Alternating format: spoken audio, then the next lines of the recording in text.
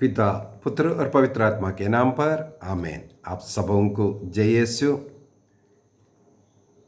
हम लोग आज सीखेंगे कैथोलिक कलीसिया और जो प्रोटेस्टेंट कलीसिया, इसमें क्या अंतर है। मुझे याद आ रहा है जब मैं फौज में काम कर रहा था, उस समय पर हम लोगों के जो फौज के अंदर जो चर्च है, गिरजाघर है, और एक फौज में काम करने वाला एक रिलीजियस टीचर, एक पुरोहित, एक प्रोटेस्टेंट पुरोहित था। उनको 1-2 साल के लिए कहीं डिप्यूटेशन के लिए जाना था। उस समय पर वो चर्च का जिम्मेदारी किसी को देना है, तो उन्होंने शायद मेरे विचार में मेरे बारे में पता किया होगा, तो हमारे कमांडेंट के पास जा कर के मेरा नाम रिकमेंड किया और मुझे वहाँ पर बुलाया गया, वो वहाँ का पूरा भार लेने के लिए। तब मैंने उनसे कहा, मैं इस चर्च का जिम्मेदारी नहीं ले सकता, क्योंकि ये तो प्रोटेस्टेंट चर्च है, सीएनआई चर्च था एक्चुअली, और मैं कैथोलिक हूँ, इसलिए वहाँ का गतिविधि अलग है, प्रार्थना अलग है, और मुझे हमारे चर्च जाना जरूरी है।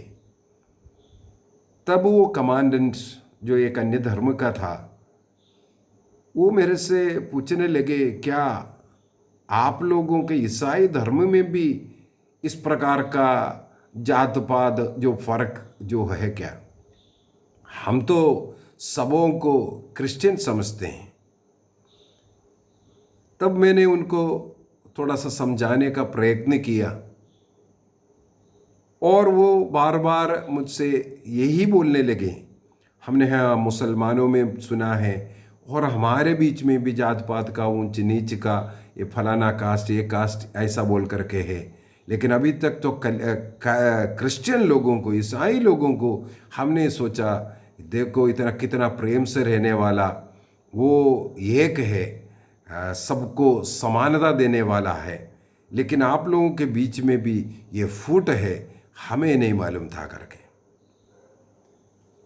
केवल उनका नहीं, आर्मी वाला उस अधिकारी का नहीं, अनेकों ऐसे लोग मुझसे चर्चा किया है, विशेषकर जो नए नए कलीसिया में शामिल होते हैं, वे इसमें बहुत दुखित भी है। हम लोग जिस समाज में रहे, जिस संस्कार में रहे, उसके अंदर ऐसा भेदभाव है, और उसे छोड़ करके जब क्रिश्चियन समाज में जब आया, उसके अंदर भी उससे बढ़ कर के लड़ाई दिख रहा है। ये क्या है? मैं एक ही बात बोल करके देता हूँ, ये सब शैतान का कार्य है। जहाँ कहीं भी मनुष्य को बिठाता है, वो शैतान का कार्य है। तो अनेकों लोग एक ही सवाल करता है, कैथोलिक और ये प्रोटेस्टेंट में क्या अंतर है? कई सवाल मेरे पास जो यूट्यूब के द्वारा भी आया है, इसका डिफरेंस क्या है। आप देख सकते हैं, जब कभी ऐसे ऐसे कुछ टॉपिक में डाल दूंगा, मैं कैथोलिकों को शिक्षा दे रहा हूँ। कैथोलिक कलीसिया के अनेकों लोगों को सही शिक्षा नहीं, और कलीसिया का, कैथोलिक कलीसिया का एक शिक्षक के रूप में प्रभु ने मुझे चुना है, नियुक्त किया है, और कलीसिया के अनुमति के साथ मैं एक कार्य भी कर रहा हूँ। तो मेरा कर्तव्य है कलीसिया को यह सिखाएं सत्य क्या है, और उसके अंदर अनेकों लोग आकर के उल्ट पुल्ट लिखते हैं, क्या क्या नहीं बोलते हैं। तो सवाल उठता है, ये कैथोलिक और प्रोटेस्टेंट क्या है? कुछ बात अगर क्लास लेना है इस विषय पर, मैं थोड़ा आज मेडिटेशन कर रहा था इसके ऊपर, तो मुझे ऐसा लगा कम से कम 4-5 क्लास इसी के ऊपर लेना पड़ेगा अगर थोड़ा विस्तार से जाएगा। मोटे मोटे कुछ बातें बोल करके क्लास को समाप्त करना चाहूँगा, ताकि थोड़ा बहुत आप जान लो कैथोलिक कलीसिया और प्रोटेस्टेंट कलीसिया में क्या अंतर है। सबसे पहली बात है, सब क्रिश्चियन लोग चाहे किसी भी गुट का हो, ईसा मसीह को अपना मुक्तिदाता स्वीकार करने वाले लोग हैं। ईसा मसीह इस संसार में मानव जाति को मुक्ति देने के लिए आया और ईसा मसीह के द्वारा ही हम मानव जाति को मुक्ति मिलता है। हमारा अनंत जीवन में मुक्ति का जीवन जीने के लिए मसीह में विश्वास करना, ये सब क्रिश्चियन लोग विश्वास करते हैं। लेकिन उस विश्वास के अंदर थोड़ा मिलावट सब डाल करके कई चीज़ें उल्ट पुल्ट सिखाते हैं और कैथोलिक विरोधी बन करके शैतान का कार्य कलीसिया के ऊपर कीचड़ डालना, जो हम लोग सोच नहीं सकता है। इस प्रकार का प्रचार करना आजकल सोशल मीडिया बहुत अच्छा चल रहा है, इसलिए सोशल मीडिया में कुछ कट पेस्ट सब कर करके कलीसिया विरोधी जो कार्य करने वाले लोग, इसलिए मैं समझता हूँ इस जो कलीसिया के विषय में थोड़ा अच्छी तरह समझना भी लोगों के लिए ज़रूरी है। सबसे पहला पॉइंट में मैं ये बोलूँगा, ईसा मसीह संसार में आकर के एक कलीसिया का निर्माण किया। मैंने एक क्लास ले चुके, एक नहीं कई क्लास ले चुका है कलीसिया के विषय में। कलीसिया क्या है ये सब एक क्लास ले चुका है, इसलिए उसमें ज़्यादा नहीं जाऊंगा, केवल इतना बताऊंगा ईसा मसीह का शरीर का अंग बनना, इसे कलीसिया कहते हैं। बस इतना ही समझ लीजिए। ईसा मसीह ने अपना एक समुदाय बनाया। मत्ती के सुसमाचार अध्याय 16 के अंदर हम लोग इसको पढ़ते हैं। वहाँ पर हम लोग देखते हैं ईसा मसीह ने जिस कलीसिया की स्थापना किया है वो पेत्रुस को उस कलीसिया का अधिकारी बनाया, मुख्य बनाया। इसका मतलब है ईसा मसीह ने जिस कलीसिया की स्थापना किया वो कलीसिया पेत्रुस के अधिकार के अधीन रहने वाला कलीसिया है। और वो कलीसिया एक ही कलीसिया हो सकता है, और वो कलीसिया सारे संसार के लिए, जिसे कैथोलिक कहते हैं, सारे संसार के लिए, सब लोगों के लिए होना चाहिए, यूनिवर्सल चर्च। इसके बाद वो पवित्र होना चाहिए, क्योंकि ईसा मसीह पवित्र है, उनके शरीर का अंग है। ईसा मसीह ने पेत्रुस रूपी उस चट्टान पर उस कलीसिया का निर्माण किया, उसका अगुवा बनाया है, इसलिए वो पेत्रुस प्रेरित है, इसलिए वो प्रेरित कलीसिया होना चाहिए। तो इसके विषय में भी हम लोग इससे पूर्व में सीख चुका है। कलीसिया का एक है, पवित्र है, प्रेरित है, इस सब का क्या मतलब है, वो सब क्लास एक क्लास लेकर के मैं सिखा चुका हूँ। तो ईसा मसीह ने जिस कलीसिया की स्थापना किया है पेत्रुस रूपी चट्टान पर, या कलीसिया का मुखिया के रूप में पेत्रुस को नियुक्त किया, मत्ती का सुसमाचार 16 में हो या योहन के सुसमाचार अध्याय 21 का वाक्य 15 से हम लोग पढ़ते हैं, उन भागों में हम लोग देखते हैं किस प्रकार ईसा मसीह ने कलीसिया का अगुवा के रूप में, मुखिया के रूप में पेत्रुस को बनाया था। तो पेत्रुस के अधीन रहने वाला वो कलीसिया, वो ईसा मसीह के द्वारा बनाया हुआ सत्य कलीसिया है, वो है कैथोलिक कलीसिया। पेत्रुस पहला पोप कहते हैं, हम लोग पोप नाम डाला है अभी, तो पोप पहला पोप पेत्रुस है। और आज जो पोप फ्रांसिस जो है वो 266वां पोप है। इसका मतलब है वहाँ से एक के बाद एक के कर करके आज 266वां पोप कैथोलिक कलीसिया का मुखिया बन करके। अभी अन्य जो प्रोटेस्टेंट कलीसिया है, क्या उसको ईसा मसीह ने स्थापित किया? यदि उसका इतिहास को अगर आप पढ़ेंगे, मेरे पास बहुत लंबा चौड़ा एक लिस्ट है, कौन सा कलीसिया को किसने बनाया, उनका नाम सहित, ईयर समेत, क्यों उन्होंने ऐसा बनाया, कौन सी कलीसिया से वो अलग हुआ था, ऐसा करके हम लोगों ने मनन चिंतन किया था। ये जो प्रोटेस्टेंट कलीसिया है, अनेकों बार केवल सब लोग मार्टिन लूथर का नाम लेते हैं, ये गलत बात है। उससे पहले भी कई बार कैथोलिक कलीसिया से लोग अलग हुए हैं, कुछ न कुछ बात पर नाराज हो करके अलग हुआ, अपना गुट बनाया, अपना समुदाय बनाया। तो उससे पहले भी हुआ, लेकिन एक मेजर तरीके से एक रिफॉर्मेशन कहा जाता है इसको, जो 16वीं सदी में जो हुआ था मार्टिन लूथर के साथ। जैसे मार्टिन लूथर ने लूथरन चर्च को निर्माण किया, उसी प्रकार हर अन्य प्रोटेस्टेंट कलीसिया का स्थापना करने वाला व्यक्ति एक मनुष्य है। कोई भी प्रोटेस्टेंट कलीसिया ईश्वर द्वारा स्थापित नहीं है। हर एक चर्च के पीछे एक मनुष्य का नाम लिखा हुआ मिलेगा। सबसे पहला इसका मतलब कैथोलिक कलीसिया और प्रोटेस्टेंट कलीसिया का फर्क है। कैथोलिक कलीसिया मसीह द्वारा स्थापित कलीसिया है और प्रोटेस्टेंट कलीसिया मनुष्यों द्वारा अपनी इच्छा के लिए लड़ाई झगड़ा कर करके या किसी कुछ अन्य बातों के ऊपर वो अलग हो करके अपना समुदाय को बनाया है। दूसरा, जो बाइबल के आधार पर जो सिखाने का प्रोटेस्टेंट कलीसिया के एक नारा है जिसे कहते हैं 16 स्क्रिप्चुरा, केवल बाइबल। लेकिन कैथोलिक कलीसिया, क्योंकि आदिम कलीसिया में कोई बाइबल नहीं होता था, बाइबल लिखा गया और लोगों के हाथ में जो दिया गया करीब 3 सदी के बाद, तीसरी चौथी सदी में लोगों को बाइबल मिलना शुरू किया।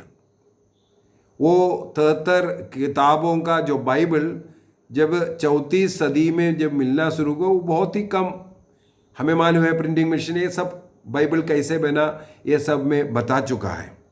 वो बाइबल जो लिखा गया है कलीसिया में जो मौखिक रूप से जो सिखा रहा था, ईसा मसीह ने जो सिखाया और शिष्यों ने सुना और शिष्यों के द्वारा अन्य लोगों को सिखाया, वो सुन करके ऐसे ऐसे जो मौखिक रूप से जो सिखा रहा था उसके अनुसार लोग लिखना शुरू किया। ऐसा लिखित रूप बाद में आया, इसके बाद उसको बाइबल का रूप देते देते चौथी सदी हो गया था।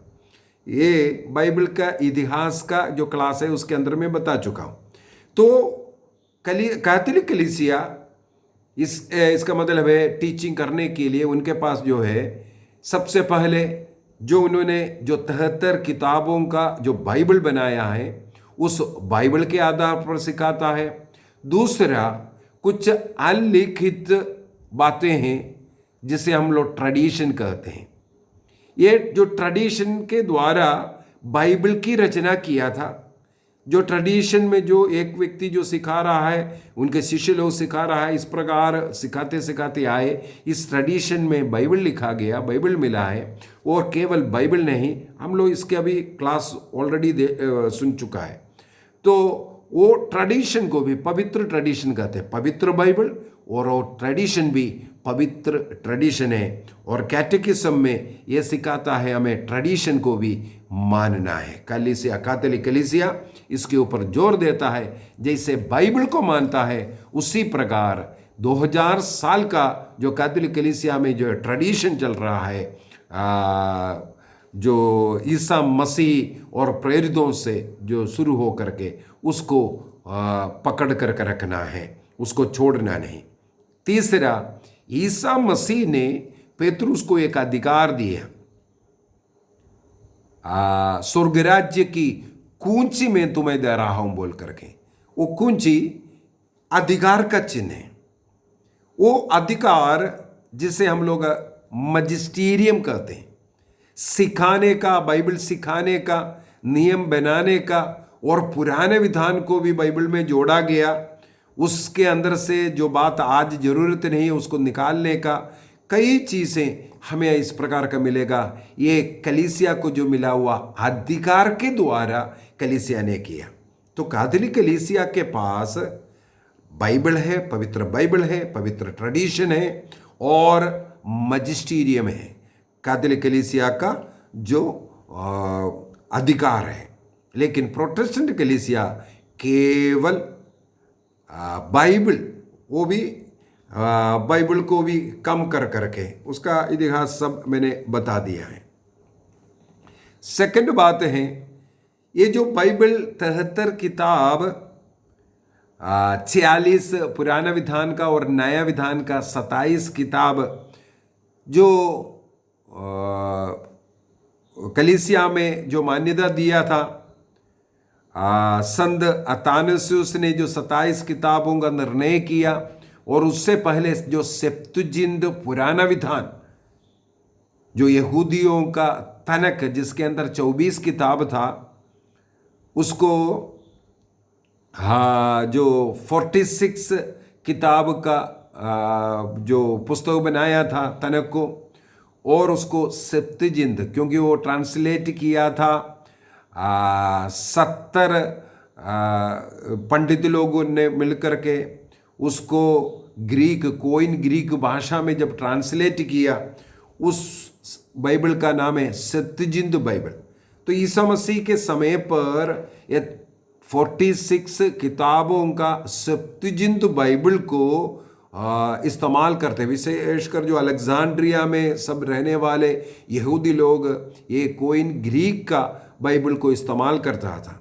और ये भी बताया जाता है ईसा मसीह और शिष्य लोग भी जो पुराना विधान को जो इस्तेमाल किया है वो सेप्तुजिंत बाइबल को। इसलिए कैथोलिक कलीसिया जब बाइबल का एक कैनन जब बनाया, तब 4वीं सदी में सेप्तुजिंत बाइबल को पुराना विधान का लिया, और बाकी नए विधान का जो 27 किताबों का लिस्ट बना करके उसको स्वीकार किया। बाकी सब किताबों को अपोक्रिफ्ट किताबें कहते हैं। लेकिन प्रोटेस्टेंट लोगों ने 16वीं सदी में आकर के, तब तक 73 किताब था, 16वीं सदी में आकर के मार्टिन लूथर किंग के बाद, मार्टिन लूथर ने जो ट्रांसलेशन किया था जो बाइबल को, उस बाइबल में भी 73 किताब था। लेकिन इसके बाद आए हुए किंग जेम्स वर्शन सब में उन किताबों को, जो 7 किताब हैं, उन किताबों को आखिरी में डाला था। लेकिन धीरे धीरे फिर उन किताबों को भी आउट कर दिया। तो उनके पास केवल 76 किताबों का जो बाइबल है। अभी सवाल है, कैथोलिक कलीसिया ने 73 किताबों को ऐसा नहीं दिया है, सिनड बिठाया और कई सिनडों में उसको पारित किया गया, ये सही है, सही है, सही है करके। इस प्रकार कैथोलिक कलीसिया के पास आधिकारिक रूप से 73 किताबों का बाइबल मिला है। लेकिन प्रोटेस्टेंट ने 66 कर दिया। किसने करवाया? किसी एक व्यक्ति ने, कहीं काउंसिल होकर के, कहीं लोग ने, बाइबल पंडित लोग ने बैठ करके कहीं निर्णय नहीं किया, लेकिन एक हीरो आगे आकर के बोला ये किताब निकालते हैं, ये किताब सही नहीं है। वो मनुष्य ने जब एक निर्णय किया, उसके अनुसार उन किताबों को 66 किताब कर दिया। कौन सा सिनड या कौन व्यक्ति ने इसको कैनन बनाया, कहाँ कैनन बनाया, ये उनके पास भी इसका इतिहास नहीं है। दूसरा, जैसे बाइबल का निर्माण के लिए जो ट्रेडिशन की जरूरत है, इन लोग क्योंकि 16वीं सदी के बाद बने हुए इन कलीसिया के पास कोई ट्रेडिशन है ही नहीं, इसलिए वो ट्रेडिशन के खिलाफ है। लेकिन बाइबल में स्वयं कहा है तुम्हें वो ट्रेडिशन को पकड़ कर रखना है। जो कुछ मौखिक रूप से मिला है, अन्य लोगों से तुम्हें जो मिल रहा है, उसको पकड़ कर रखने के लिए। लेकिन इसके विरोध में प्रोटेस्टेंट कलीसिया रहता है, और मजिस्टीरियम भी इनके पास नहीं है। ईसा मसीह ने पेतरुस को जो अधिकार दिया, वो कैथोलिक कलीसिया जो प्रेरितिक कलीसिया है, प्रेरितों के नींव पर जो खड़ा किया वो कलीसिया, उस कलीसिया को जो मजिस्टीरियम, जो सिखाने का जो अधिकार, नियम बनाने का अधिकार, ये सब रहता है। अभी अगला एक मुख्य पॉइंट है, कैथोलिक कलीसिया में 7 संस्कार। संस्कार क्या है? संस्कार का भी नौ क्लास, मेरे हाल में 50 से ज़्यादा, 60 से ज़्यादा क्लास संस्कार के ऊपर हम लोग ले चुका है। तो संस्कार, जो 7 संस्कार कैथोलिक कलीसिया में है। ईसा मसीह ने संसार में जो स्थापित ये 7 संस्कार के द्वारा आज मसीही कलीसिया में जीवित हैं। हमारे बीच में मसीह इन 7 संस्कारों के द्वारा कार्य कर रहा है। मैंने इन संस्कारों के क्लास में बताता, हमारे जन्म से लेकर के हमारे मृत्यु तक के जो भी जरूरत एक मनुष्य को चाहिए, इन 7 संस्कारों के द्वारा, ईसा मसीह के द्वारा स्थापित है ये 7 संस्कार। लेकिन प्रोटेस्टेंट कलीसिया, किसी किसी कलीसिया केवल एक संस्कार को मानता है, किसी प्रोटेस्टेंट कलीसिया 2 संस्कार को मानता है, किसी कलीसिया 3 मानता है। उनमें भी एकता नहीं है। प्रोटेस्टेंट कलीसिया का यही एक सबसे बड़ा प्रॉब्लम है, उनमें भी एकता नहीं है। कोई सोना नहीं पहनता है, कोई सोना पहनता है, कोई मिस्सा बलिदान अर्पित करता है, कोई अर्पित नहीं करता है। किसी के पास पाप स्वीकार का तरीका है, लेकिन किसी के पास पाप स्वीकार करने का तरीका नहीं है। तो इस प्रकार उनमें ही काफ़ी भिन्नताएं हैं। उसी प्रकार सिखाने का तरीके में भी उनमें भिन्नताएं हैं, झगड़ा है, इसलिए वो टुकड़ों में बांटते जा रहा है।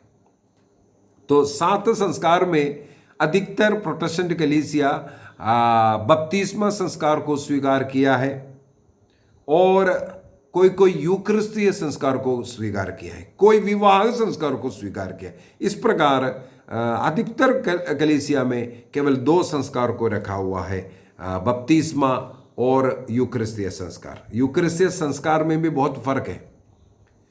कैथोलिक कलीसिया बाइबल के अनुसार ईसा मसीह ने किस प्रकार उसकी स्थापना की, यदि हम लोग बाइबल को अच्छी तरह पढ़ें तो हमें समझ में आता है ईसा मसीह संसार में आया मानव जाति के पापों का प्रायश्चित करने के लिए। कैसे? अपने क्रूस मृत्यु के द्वारा, अपने बलिदान के द्वारा।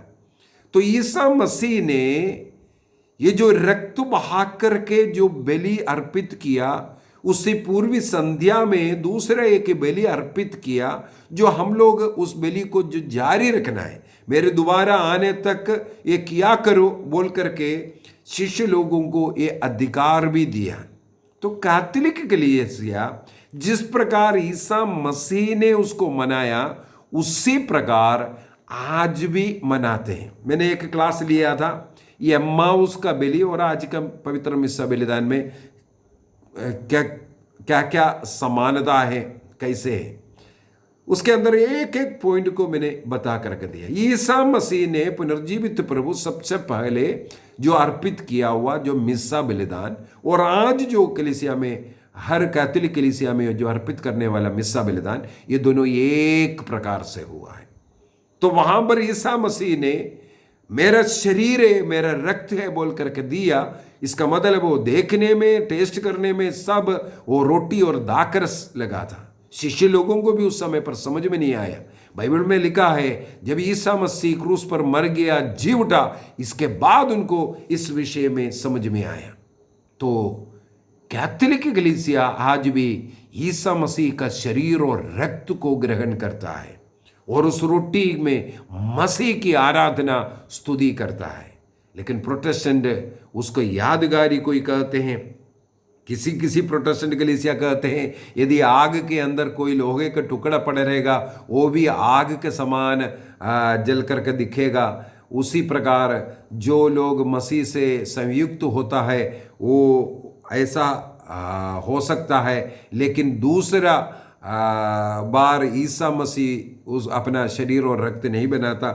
कई तर्क इसके ऊपर प्रोटेस्टेंट कलीसियाओं में है, लेकिन कैथोलिक कलीसिया में एक विश्वास, ईसा मसीह ने बोले ये मेरा शरीर है और जो मेरा शरीर खाता, मेरा रक्त का पीता है, उसे अनंत जीवन मिलेगा। तो हमें अनंत जीवन देने के लिए मसीह ने जो अर्पित यूक्रिस्तीय बलि आज भी मनाने वाला कलीसिया केवल कैथोलिक कलीसिया है। इसी प्रकार चाहे पाप स्वीकार का हो, यूहन्ना के सुसमाचार अध्याय 20 वाक्य 22 के अंदर हम लोग देखते हैं ईसा मसीह ने शिष्य लोगों को अधिकार दिया पाप क्षमा करने के लिए। जिनका पाप तुम क्षमा करोगे वो पाप से मुक्ति प्राप्त करेगा बोला।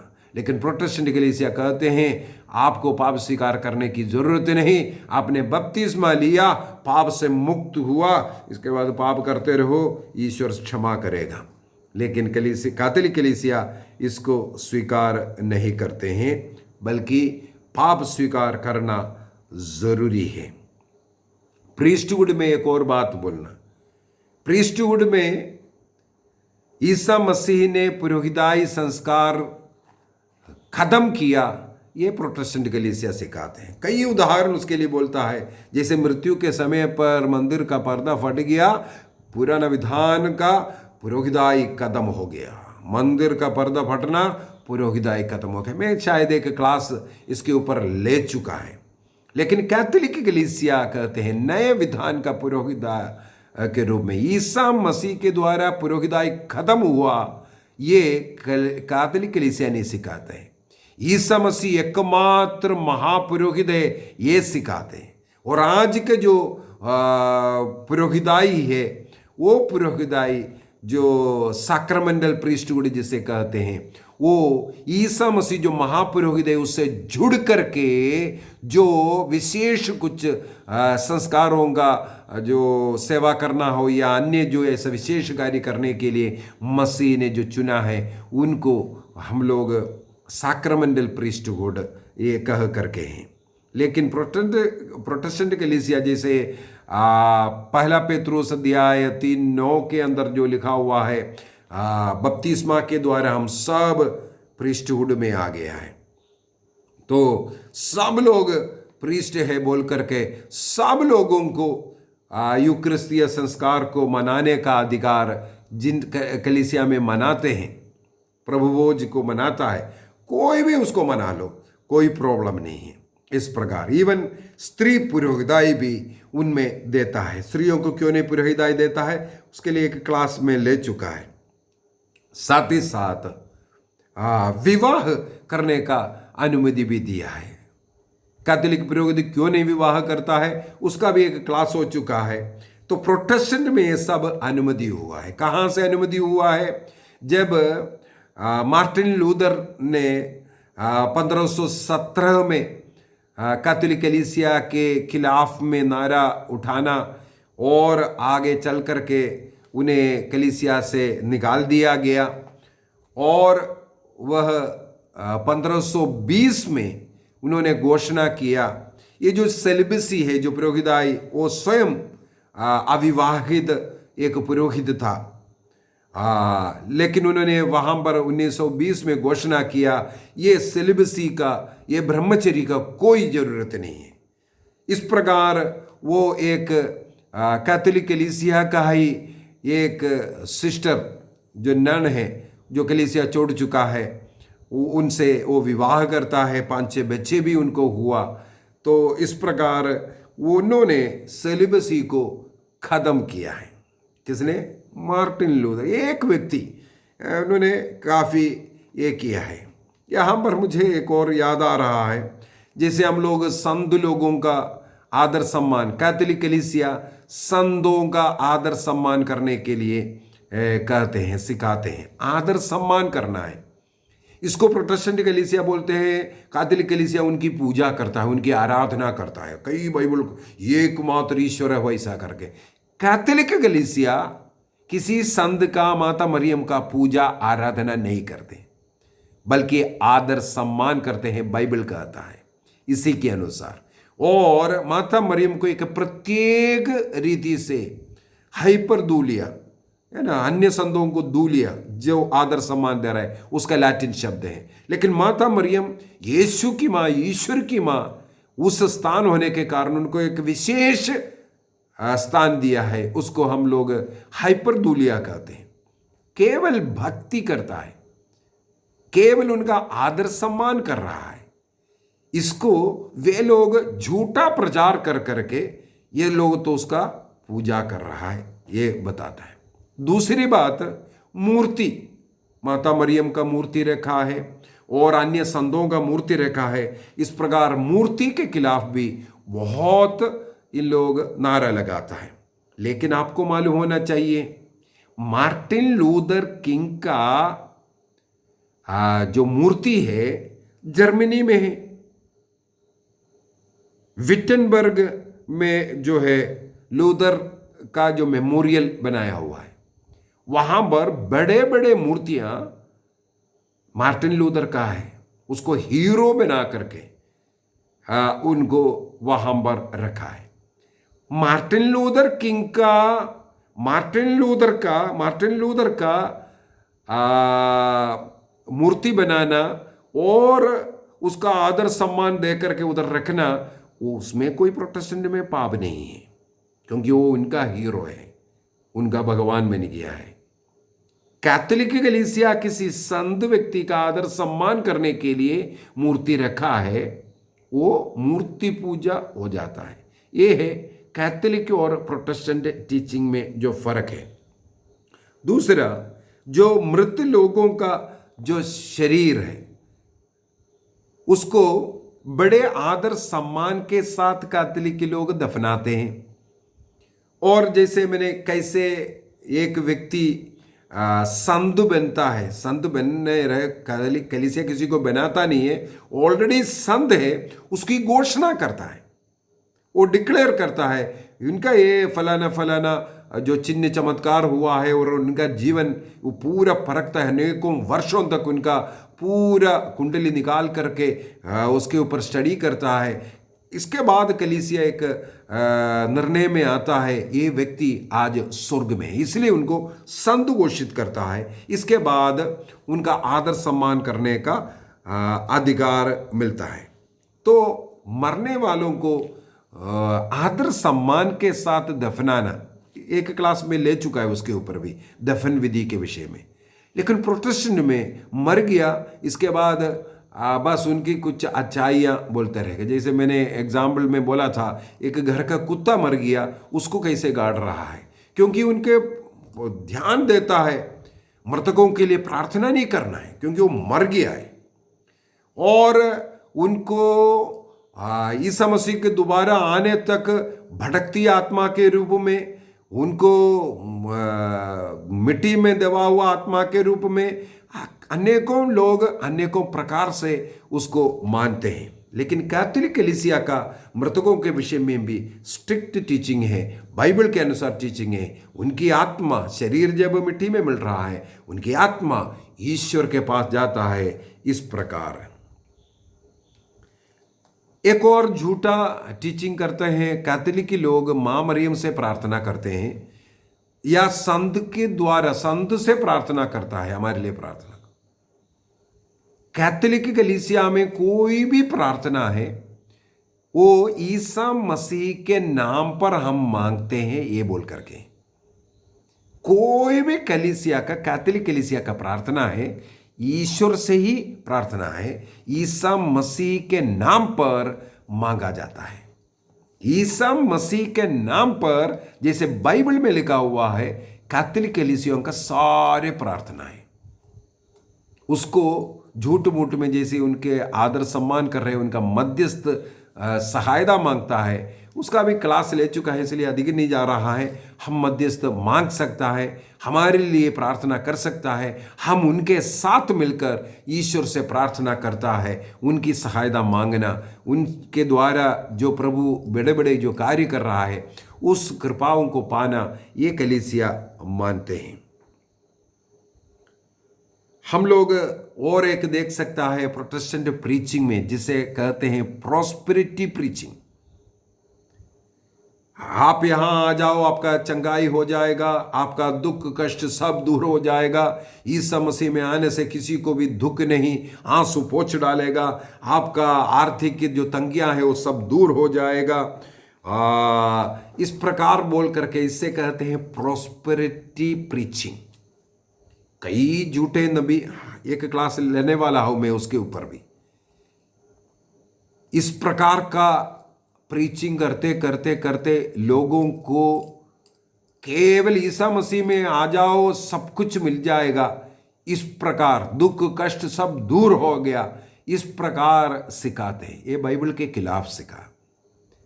कैथोलिक कलीसिया किसी व्यक्ति के जीवन में कोई कष्ट है, दुख है, वो भी ईश्वर के ओर से मिला है, ईश्वरीयता है उसमें। जो सहन करने वाला व्यक्ति प्रभु का प्यारा है, मसीह के साथ सहन करना, जो जीवन में आने वाला दुख कष्ट को मसीह के साथ मिलकर के सहन करना, यह सिखाता है। यह बाइबल के अनुसार है। प्रॉस्पेरिटी प्रीचिंग अनेकों लोगों को मसीह से दूर करता है। ये एक गलत टीचिंग है। प्रॉस्पेरिटी प्रीचिंग, यहां आ जाओ ये मिल गया। अनेकों लोग इसके पीछे भटक गया है और अपने को नष्ट कर दिया है। जीवन में कभी कभी जो दुख कष्ट दर्द हमें मिलता है वो मसीह के साथ जीने के लिए, वो कष्ट उठाने के लिए हो सकता है। उसके द्वारा अनेकों लोगों का आशीष हो। एक क्लास क्रिस्तीय जो सहन के विषय में भी मैं लूँगा।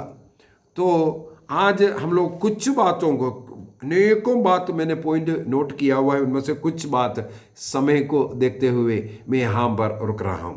कैथोलिक कलीसिया और प्रोटेस्टेंट कलीसिया में क्या क्या अंतर है? कैथोलिक कलीसिया पूर्ण रूप से बाइबल के अनुसार सिखाते हैं। बाइबल में जो लिखा हुआ है उसके खिलाफ कुछ भी नहीं सिखाता है।